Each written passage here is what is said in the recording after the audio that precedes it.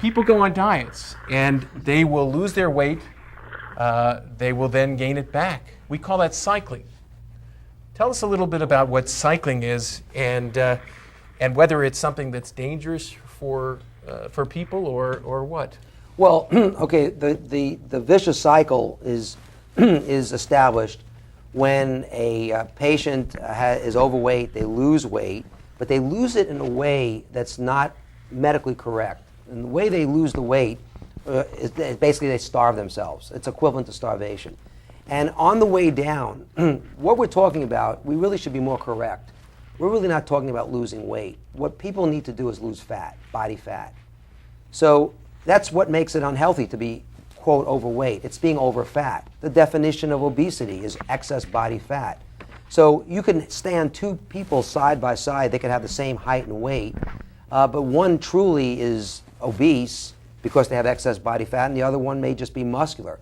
It's the excess body fat that creates all the medical problems, has all the negative consequences.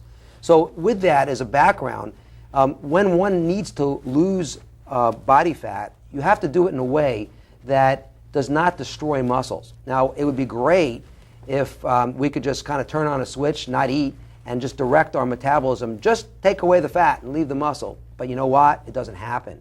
In fact, it's very hard for your body to take away the fat. It's very easy for your body to dissolve the muscle because there's a process in the body. It's technically called gluconeogenesis, but that's basically where your body, your liver mainly, can take proteins from your muscles and turn it into energy, and that happens very fast. So when a person is starving, when a person tries to starve themselves in a way that they don't protect their muscles, what happens is a fair amount of the overall weight loss is not from fat. It's coming from muscle store.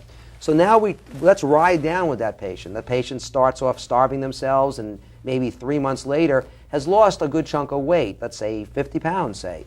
But if too much of that has come from muscle mass as opposed to fat stores, the person then reverts back to the same diet, and quickly, where they couldn't handle the same diet before with higher muscle mass, higher metabolism, now they have less muscle, and wham, that weight comes right back. And you know what? It comes back to a higher degree.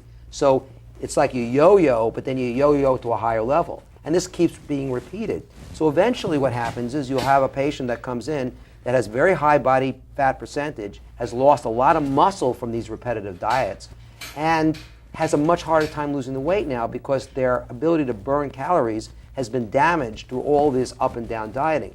Now, I do want to say that there's been numerous studies that have looked at whether there's something unhealthy about losing weight, gaining weight, losing weight, gaining weight. There really isn't. That's been proven. And if you can finally achieve the weight loss, the fat loss that is necessary to restore your health, that's good. So it's never, never bad to continue to try to get rid of excess body fat, no matter how many times you've tried.